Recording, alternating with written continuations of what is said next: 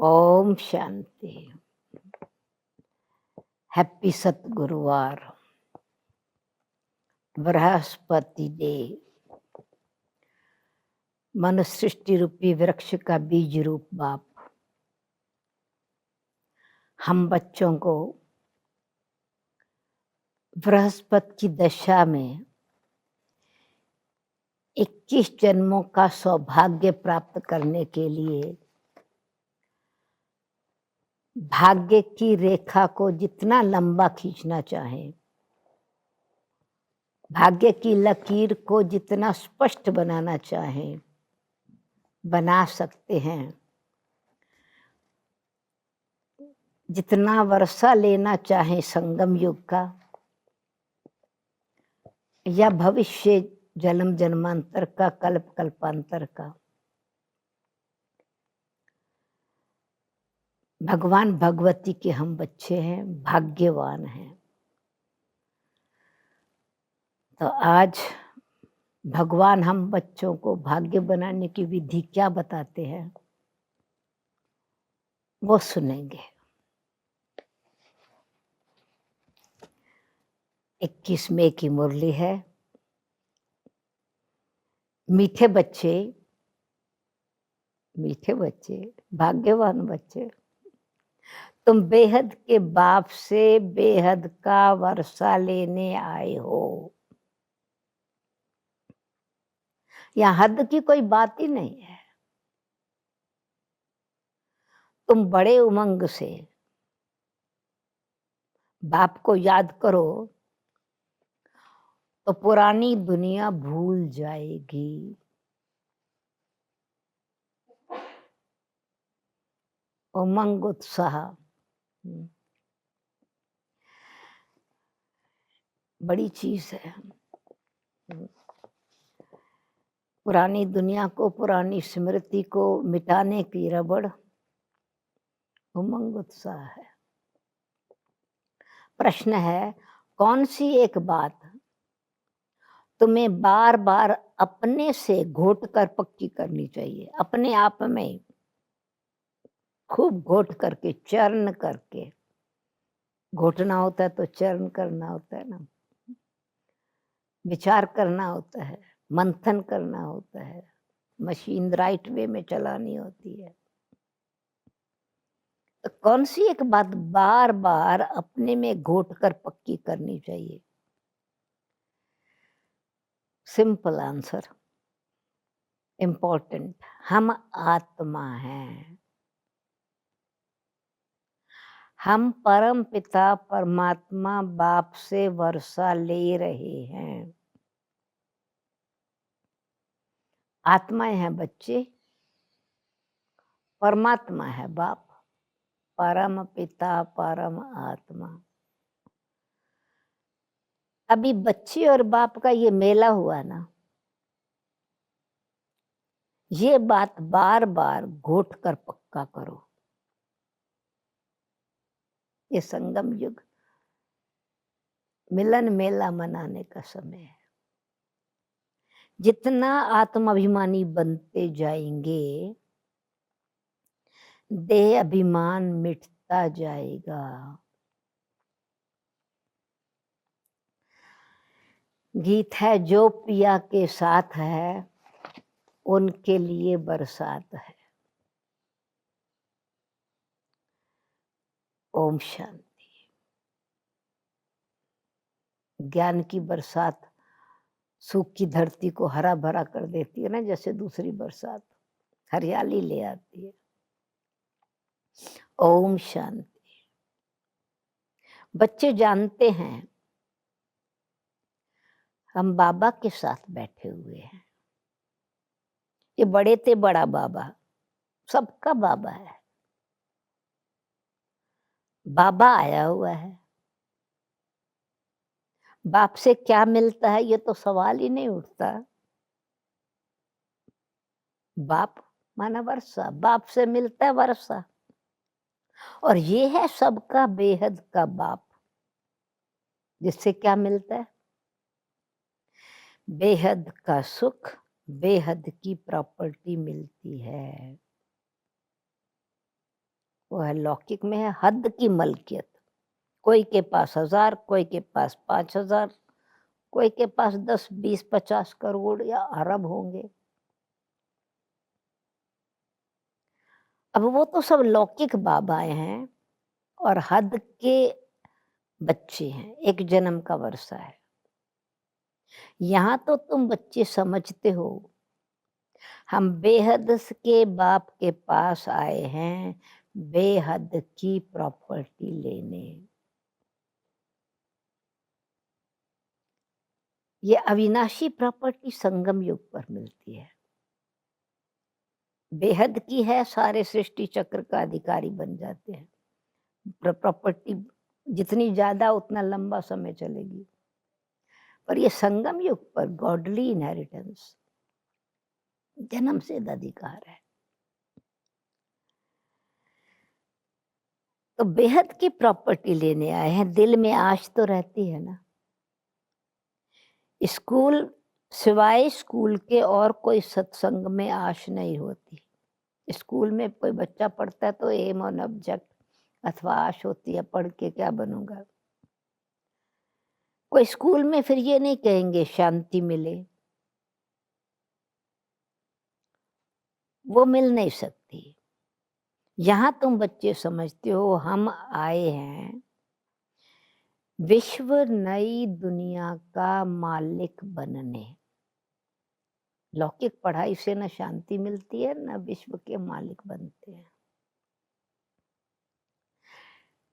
यहाँ आए हो विश्व का मालिक बनने। पिछले बारी बाबा ने कहा था क्यों आए हो, देवता बनने। किस लिए पढ़ाई पढ़ रहे हो, देवता बनने के लिए, विश्व का मालिक बनने के लिए, नहीं तो क्यों आए यहाँ पर। और बच्चे कितने वृद्धि को पाते रहते हैं, बढ़ता रहता है नंबर। कहते हैं बाबा हम तो विश्व का मालिक बनने आए हैं, विश्व का मालिक बनने आए हैं, हद की तो कोई बात ही नहीं। बाबा हम आपसे बेहद का स्वर्ग का वर्षा लेने आए हैं। कल्प कल्प हम बाप से वर्षा लेते हैं, फिर माया बिल्ली छीन लेती है।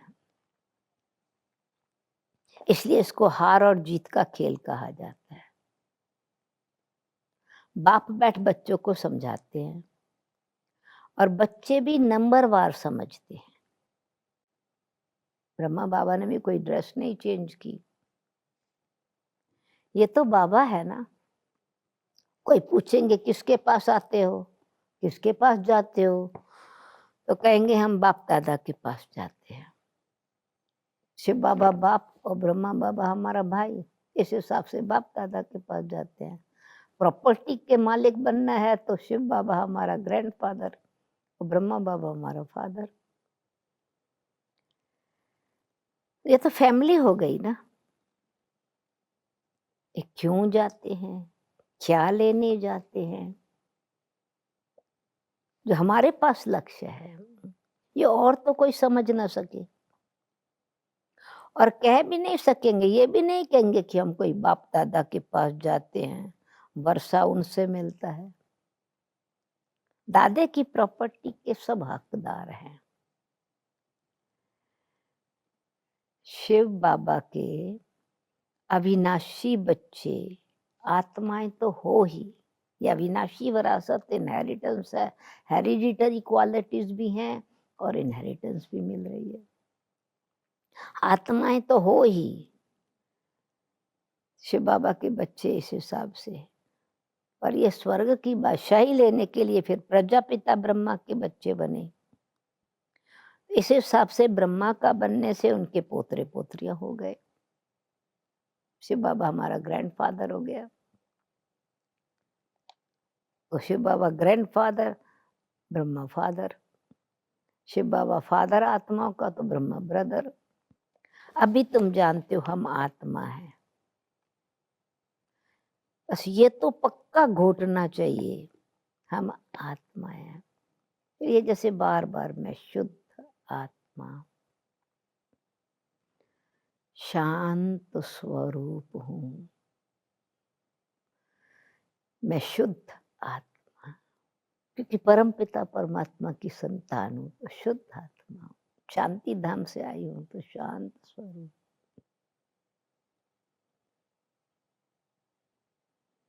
ये पक्का, ये घोट के पक्का घोटना चाहिए, हम आत्माएं हैं और परमात्मा बाप से वर्षा लेते हैं। हम आत्माएं आकर परमात्मा बाप से मिले हैं।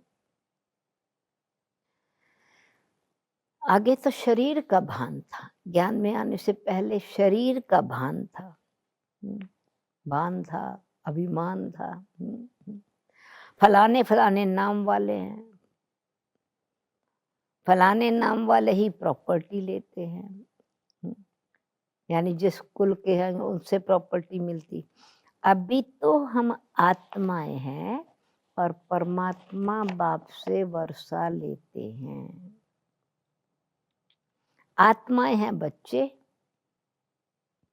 परमात्मा है बाप। ये बाप और बच्चे का मेला बहुत समय के बाद लगता है, 5000 साल के बाद। ये एक ही बारी मेला लगता है, हर कल्प एक ही बारी। भक्ति मार्ग में फिर अनेक आर्टिफिशियल मेले लगते रहते हैं, यादगार में ना। ये सबसे वंडरफुल मेला है। आत्माएं परमात्मा अलग रहे बहुकाल, ये सुंदर मेला इस समय होता है। कौन अलग रहे परमात्मा से बहुत काल? तुम आत्माएं, यानी हम आत्माएं जो सतयुग की आदि में आई, वो ज्यादा काल परमात्मा से अलग रही ना, ये भी तुम समझते हो। अलग कब कहाँ से हुई, कब हुई और कहाँ इकट्ठे रहते थे, ये भी तुम समझते हो। हम आत्माएं अपने स्वीट साइलेंस होम में रहने वाली हैं। वो हमारा परमानेंट एड्रेस है, स्वीट साइलेंट होम। यहाँ पाठ बजाते बजाते भी थक गए हैं, यहाँ पाठ बजाने आए हैं। ये सन्यासी गुरु आदि के पास जाकर के शांति मांगते हैं। मनुष्य आत्माएं फिर सन्यासियों के पास या गुरुओं के पास, समझते हैं वो घर बार छोड़ जंगल में जाते हैं, उनसे शांति मिलेगी सन्यासियों से, परंतु ऐसे है नहीं। अभी तो सर वो भी शहर में आ गए हैं, जंगल में गुफाएं खाली पड़ी हैं, शहर में ही गुरु बन के बैठे हैं।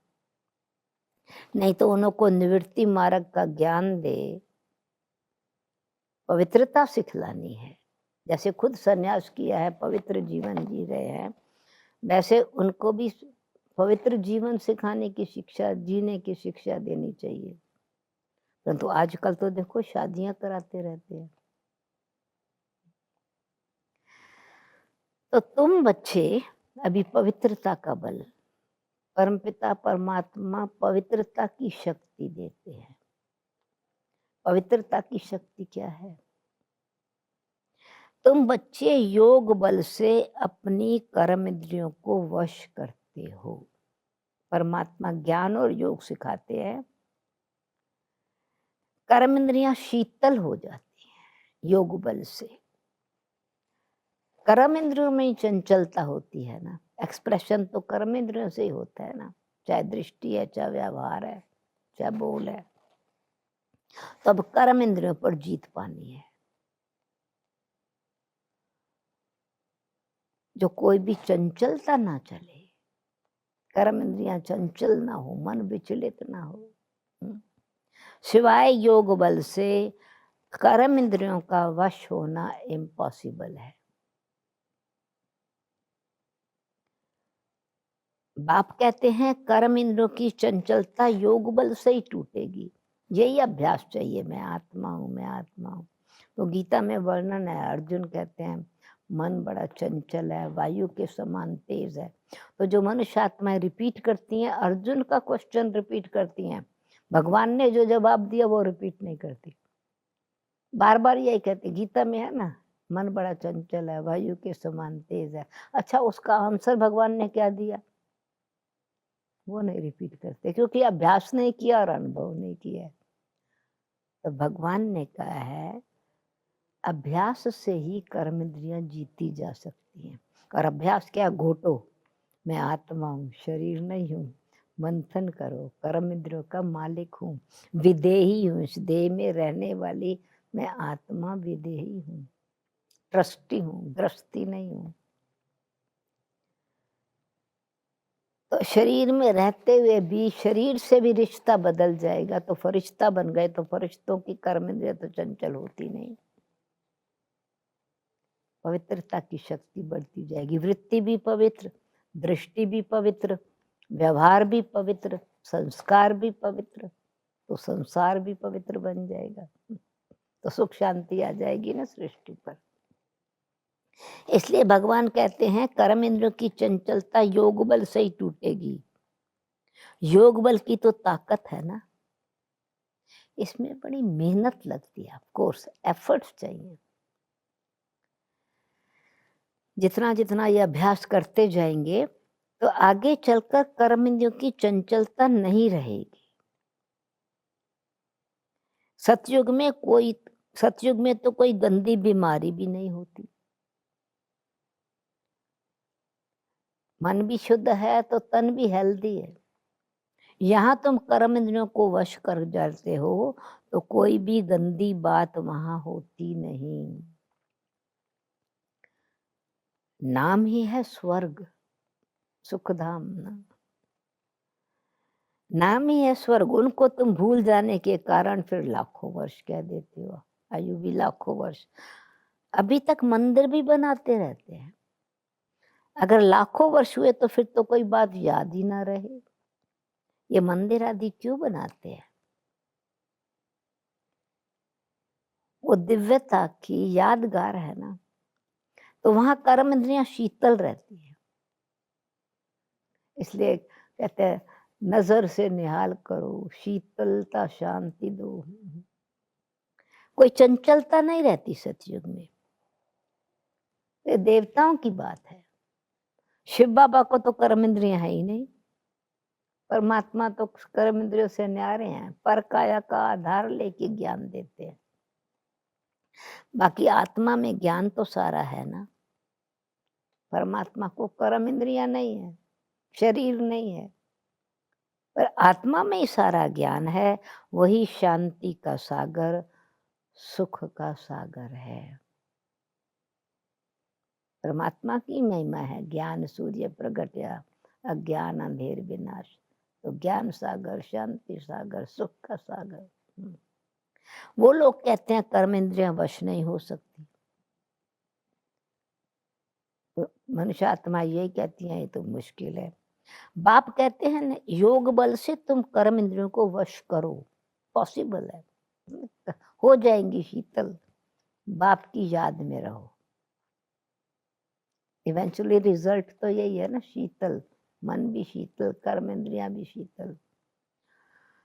कोई भी बेकायदे काम कर्म इंद्रियों से नहीं करना है।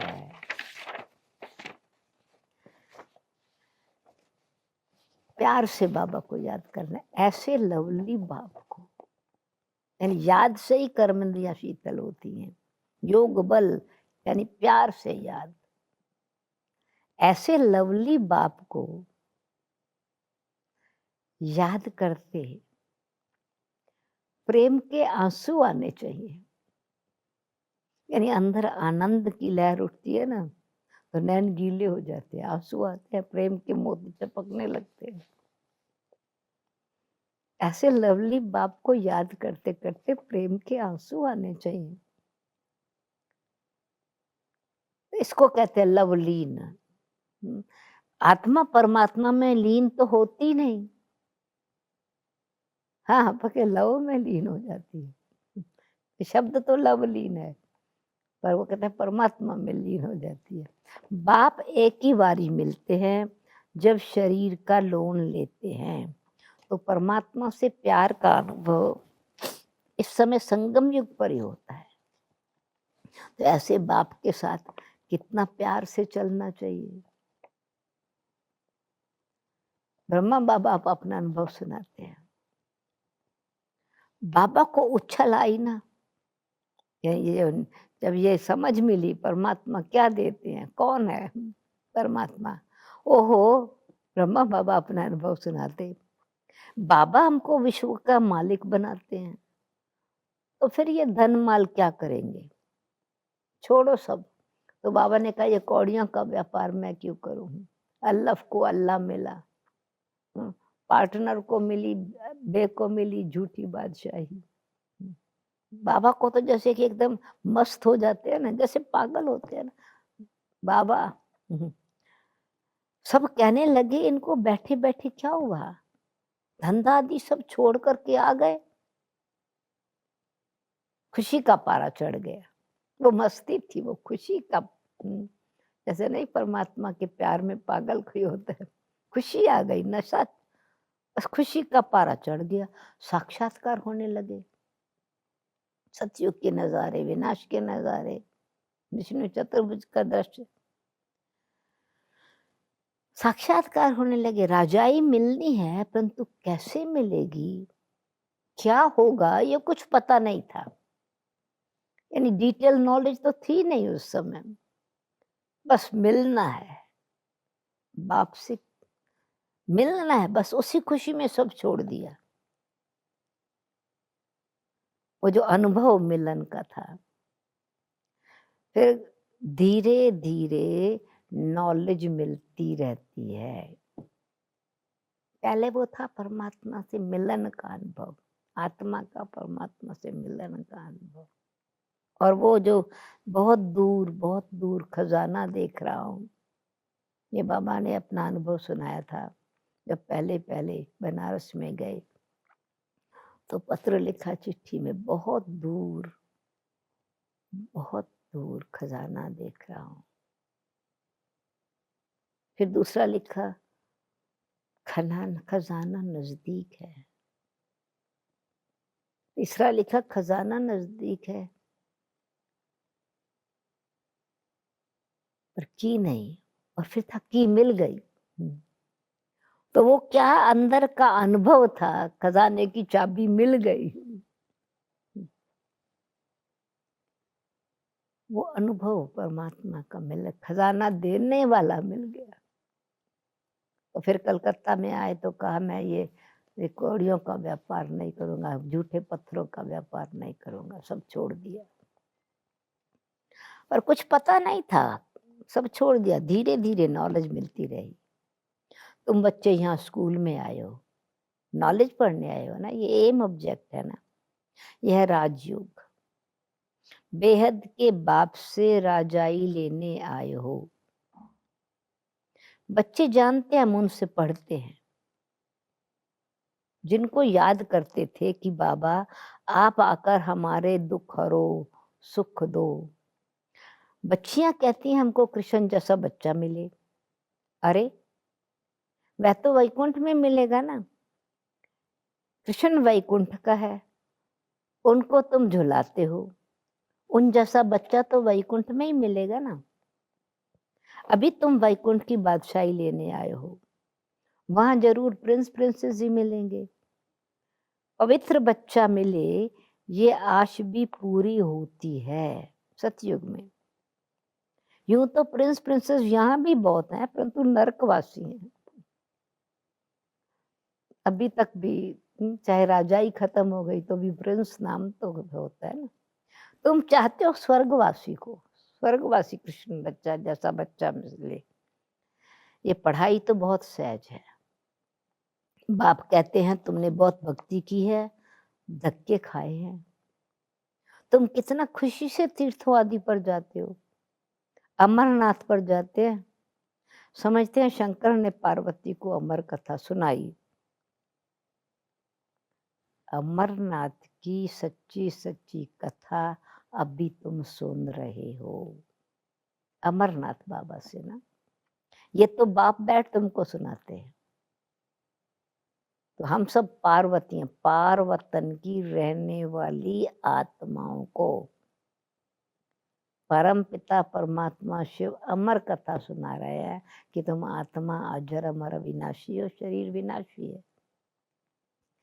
आत्मिक स्मृति का अभ्यास करते करते वृत्ति पवित्र बन जाती है, पवित्रता का जीवन बन जाता है। तो पार्वती को अमर कथा सुनाई, पवित्रता से ही अमरता है। शंकर पार्वती को कथा सुनाई, समझते शंकर ने पार्वती को कथा सुनाई। अमरनाथ की सच्ची कथा तुम अभी सुनते हो, ये तो बाप बैठ तुमको सुनाते हैं।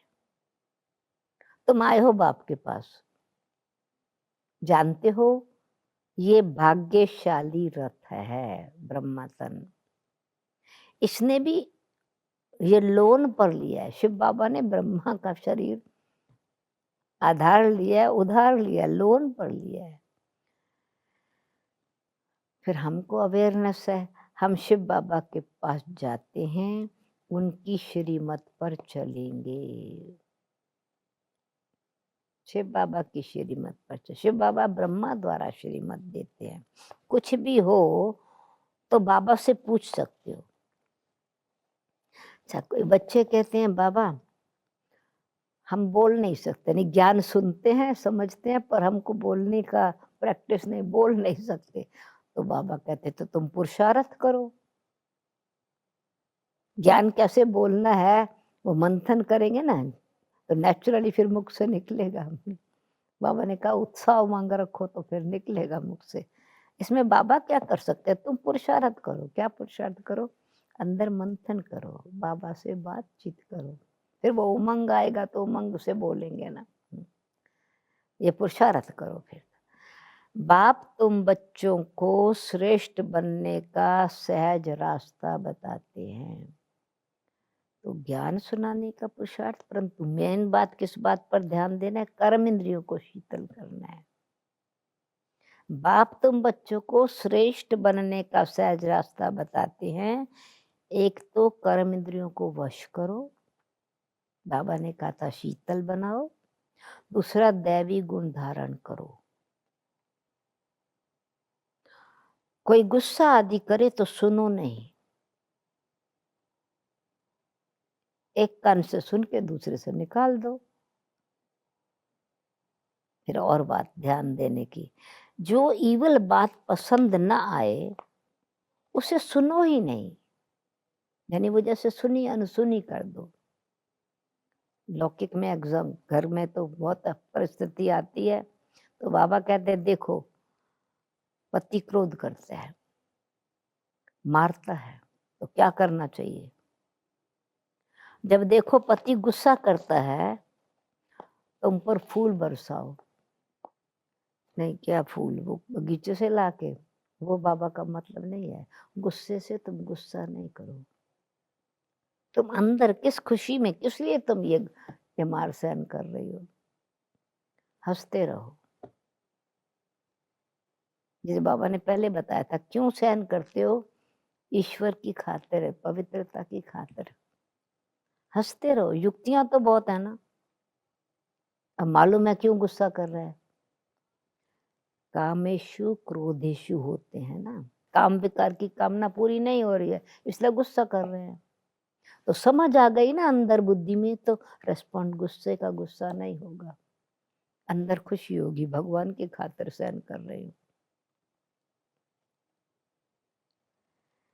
अबलाएं पुकारती हैं, एक द्रौपदी नहीं है, सब हैं। तो जिनकी सच्ची पुकार है भगवान उनको मदद करते हैं ना। अब बाप आए हैं नग्न होने से बचाने, पवित्र बनाने। बाप कहते हैं मृत्यु लोक में ये तुम्हारा अंतिम जन्म है, हम तुम बच्चों को शांति धाम में ले जाने आया हूं। पतित आत्मा तो वहां जा नहीं सकती, जाना है शांति धाम, इसलिए मैं आकर सबको पावन बनाता हूं। फिर जिसको जो पार्ट मिला हुआ है वह पूरा कर, अब सबको वापस जाना है। सारे झाड़ का राज बुद्धि में है। बाबा फिर सृष्टि की आदि मध्य का ज्ञान बताते हैं। बाकी झाड़ के पत्ते थोड़े ही कोई गिनती, झाड़ के पत्ते थोड़ी कोई गिनती कर सकते, सारा विस्तार है, कितनी पॉपुलेशन है, वो एक पत्तों को बैठ थोड़ी गिनती करेंगे। पर बाप मूल बात समझाते हैं, बीज और झाड़ परमात्मा रचता है और मनुष्य सृष्टि रचना है, उसमें अनेक धर्म वृक्ष धर्म आते हैं ब्रांचेस की तरह। बाकी मनुष्य तो ढेर हैं, एक एक के अंदर को थोड़ी बैठ जानेंगे। मनुष्य समझते हैं भगवान तो अंतर्यामी है, हर एक के अंदर की बात को जानते हैं। जो ये कहते हैं ना ये अंदर बात की जानते हैं, तो बाबा कहते हैं अंधश्रद्धा है। या फिर जो है मनुष्य, बाबा बच्चों को कहते हैं नहीं, ये तुम अवॉइड कर रहे हो सच्चाई ना बताने के लिए, सच बताएंगे तो बाबा कहते मैं तो नहीं जानता हूँ। ऑनेस्टी सिखाने के लिए कहते हैं, अंधश्रद्धा से नहीं कहो हाँ बाबा जानते हैं, ये सब अंधश्रद्धा है। अवॉइड करने के लिए ना परमात्मा के साथ सच्चाई चाहिए। बाप कहते हैं तुम हमको बुलाते हो कि आकर हमको पतित से पावन बनाओ, राजयोग सिखाओ। अभी तुम राजयोग सीख रहे हो, तो श्रीमत न्यारी है, गति सदगति की राय न्यारी है, वही एक हमारी सदगति करने वाला है, दूसरा ना कोई। इस समय ही बुलाते हैं, सतयुग में तो नहीं बुलाते ना। अभी कहते हैं सर्व का सदगति दाता एक राम। जब माला फेरते हैं तो फेरते फेरते माला का जब जब टॉप में वो फूल आता है तो राम कहकर आंखों में लगाते हैं, जिसको भी ओम नमो भगवते वासुदेवाय जो भी, तो फिर वो आंखों को फूल को आंखों पर टच करते हैं, जपना है एक फूल को। बाकी है उनकी पवित्र रचना, बाकी मन के पवित्र रचना था, विजयी मात्र रतन है। माला को तुम अच्छी रीति जान गए हो, ये पवित्र रचना है, जो विजयी रतन है उनकी निशानी है। जो बाप के साथ सर्विस करते हैं उनकी ये माला है, वो भी सिमरण योग्य बन जाते हैं। शिव बाबा को रचता नहीं कहेंगे, रचता कहेंगे तो प्रश्न उठेगा कि कब रचना की, तो सृष्टि की, ऐसे मनुष्यों की रचना नहीं है। मनुष्यात्मा तो अनादि, ये सृष्टि तो है ही है। प्रजापिता ब्रह्मा भी संगम युग पर ब्राह्मणों को रचते हैं ना। शिव बाबा की रचना तो अनादि है ही है, तो नई सृष्टि की रचना माना पतितों को पावन बनाना, शूद्रों को ब्राह्मण बनाना। जैसे कहेंगे कारपेंटर ने टेबल बनाया, दर्जी ने कपड़ा बनाया, ड्रेस बनाई, तो ड्रेस सिलाई की ना, उसको बनाई कहते हैं ना, कपड़ा तो पहले से था। कारपेंटर ने टेबल बनाया, फर्नीचर बनाया, लकड़ी तो नहीं बनाई ना, लकड़ी तो पहले से थी, तो शेप दिया यूजफुल रीति से काम आने के लिए। तो परमात्मा ने भी मनुष्यों के संस्कारों को बदला, नई सृष्टि नई रचना की संस्कारों की। तो बाप कहते हैं सिर्फ शिव बाबा की रचना तो अनादि है ही, सिर्फ पतित से पावन बनाने के लिए बाप आते हैं।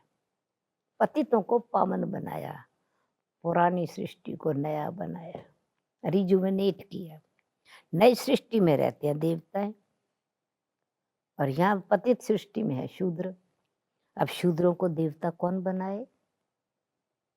अभी फिर से तुम बनते हो, बनाया परमात्मा शिव ने ब्रह्मा द्वारा।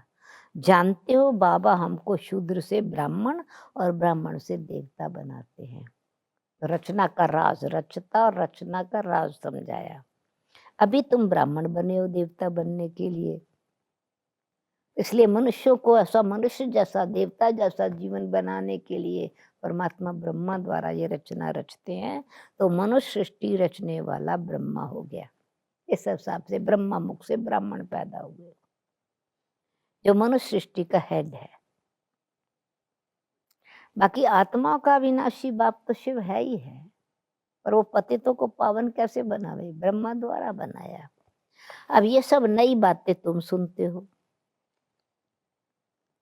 किस प्रकार से बाबा समझा रहे हैं, रचना का मतलब क्या, अनादि या फिर भी रचना है, कैसे है। आस्ते आस्ते तुम्हारी भी वृद्धि होती जाएगी, बाबा के बच्चे बढ़ते जाएंगे। अभी तुम बच्चों को स्मृति आई है, हम असल में देवता थे, फिर 84 जन्म कैसे लेते हैं ये सब राज तुम जानते हो। जास्ती बातों में जाने की दरकार ही नहीं है। हम सो थे, फिर से बनना है। बाप से पूरा वर्षा लेने के लिए, क्या कहते हैं बाबा, बाप से पूरा वर्षा लेने के लिए मुख्य बात बाप कहते हैं, पहली बात, एक तो मुझे याद करो, दूसरा पवित्र बनो, तीसरा स्वदर्शन चक्रधारी बनो, और चौथा आप समान बनाओ। चारों ही सब्जेक्ट आ गए। कितना सहज है। मुझे याद करो, पवित्र बनो, स्वदर्शन चक्रधारी बनो, और बाप समान बनाओ। स्वदर्शन विष्णु चतुर्भुज के चारों अलंकार आ गए। कितना सहज है। नॉलेज तो बड़ी सहज है। अभी पुरानी दुनिया खत्म होनी है, फिर सतयुग में नई देवी देवताओं की दुनिया, देवी देवताएं राज्य करेंगे। इस दुनिया में पुराने ते पुराने ये देवताओं के चित्र हैं या इन्हों के महल आदि हैं। तुम कहेंगे पुराने ते पुराने हम विश्व के महाराजा महारानी थे। शरीर तो खत्म हो जाते हैं, देवताओं का वो शरीर तो खत्म हो गया, तो क्या बनाते हैं, चित्र बनाते हैं। मंदिर में तो चित्र ही है ना। अब ये थोड़ी किसको पता है ये लक्ष्मी नारायण जो राज्य करते थे वो कहाँ गए, वो शरीर भी बदल गया ना। राजाई कैसे ली, बिरला मंदिर, इतना मंदिर बनाते बिरला, दिल्ली में तो बड़ा मंदिर है, परंतु जानते कुछ नहीं, पैसे मिलते जाते और बनाते रहते। बिजनेस में फायदा होता है ना, समझते ये देवताओं की कृपा है। एक शिव की पूजा है अव्यभिचारी भक्ति, ज्ञान देने वाला तो एक ही ज्ञान का सागर है, बाकी है भक्ति मार्ग। ज्ञान से आधा कल्प सदगति होती है, फिर भक्ति की दरकार नहीं रहती। तो ज्ञान, भक्ति, वैराग्य, पहले क्या है, जब ज्ञान मिला, अब भक्ति से पुरानी दुनिया से वैराग आया। ज्ञान मिला तो भक्ति और पुरानी दुनिया से वैराग हुआ। पुरानी अब दुनिया खत्म होनी है, इसमें क्या आसक्ति रखेंगे। ज्ञान मिला तो पुरानी, समझ आई है पुरानी चीज है, पुरानी चीज में क्या आसक्ति, कोई अटैचमेंट नहीं। ये पुरानी तो खत्म होनी है, इसको इसमें क्या आसक्ति रखे। दूसरी बात, ड्रामा का ज्ञान मिला, अब नाटक पूरा होता है, हम खुशी से जाते अपने घर, शांति धाम परम धाम जाना है, खुशी रहती है। कई समझते हैं मोक्ष पाना तो अच्छा है, फिर हम आएंगे ही नहीं। उनका कॉन्सेप्ट यह है कि आत्मा बुदबुदा है जो सागर में मिल जाता है। और बाबा कहते हैं ये सब गपोड़े हैं, यानी ये मनुष्य मत है। बात बदलती चली गई। पानी, आत्मा अविनाशी है, बुदबुदा नहीं है। एक्टर है तो जरूर एक्ट जरूर करेगा ना। अगर ये बात हो ना, समझो एक ब्रह्म द्वितीय नास्ति, तो अगर वो बुदबुदा तो पानी में सागर में से तब उत्पन्न हुआ जब हवा आई, हवा नहीं थी तो बुदबुदा कैसे होगा। अगर ब्रह्मी ब्रह्म है, कुछ और है ही नहीं, तो आत्मा बुदबुदा कैसे इमर्ज हो गया वहां से। ये तो मनुष्य मत है, मतलब गपोड़ा है। फिर बाबा ने एक लॉजिक दिया कि आत्मा एक्टर है, एक्सप्रेस करने की उसमें इच्छा है, एक्ट करना है। एक्टर को तो एक्ट जरूर करनी है ना। एक्टर जो एक्ट करेगा तो जरूर, घर बैठ जाए वो कोई एक्टर थोड़े हुआ। इसलिए मोक्ष होता ही नहीं है। आत्मा वापस आती है पार्ट प्ले करने। ये ड्रामा अनादि बना हुआ है। यहाँ तुमको कितनी नॉलेज मिलती है, हे बाबा, कितना सृष्टि रचता रचना का ज्ञान कैसे देते हैं। मनुष्यों की बुद्धि में तो कुछ भी नहीं है। तुम्हारा पार्ट है, हम बच्चों का ये पार्ट है, बाप से ज्ञान लेने का और वर्षा पाने का। चढ़ता नशा हमारा ही पार्ट है, तुम्हारा पार्ट ही है ज्ञान लेने का, वर्षा पाने का। तुम ड्रामा में बंधाए मानो, वर्षा लेने के लिए पुरुषार्थ जरूर करना है। ऐसे नहीं ड्रामा में होगा तो मिलेगा, समझा? ये बात भी समझने की है। पुरुषार्थ करेंगे तो मिलेगा। हाँ। ऐसे नहीं ड्रामा में होगा तो मिलेगा, फिर तो बैठ जाओ, मिलेगा क्या कुछ? लेकिन कर्म बगैर कोई रह नहीं सकता, कर्म करना ही है, कर्म संन्यास हो नहीं सकता। अच्छा, मतलब मोक्ष नहीं है, इस परंतु जीवन मुक्त, जीवन में रहते हुए मुक्ति, जीवन मुक्ति का अधिकार मिलता है, बंधन मुक्त हो जाते हैं। अच्छा अच्छा, मीठे मीठे सिक्की लद्दे बच्चों प्रति मात पिता बाप दादा का याद प्यार और गुड मॉर्निंग। रूहानी बाप की रूहानी बच्चों को नमस्ते नमस्ते। हम रूहानी बच्चों की रूहानी बाप दादा को याद प्यार गुड मॉर्निंग और नमस्ते नमस्ते। धारणा के लिए मुख्य सार आप चेक करना, आपने भी वही धारणा रखी है ना। योग बल की ताकत से अपनी कर्म इंद्रियों को शीतल बनाना है।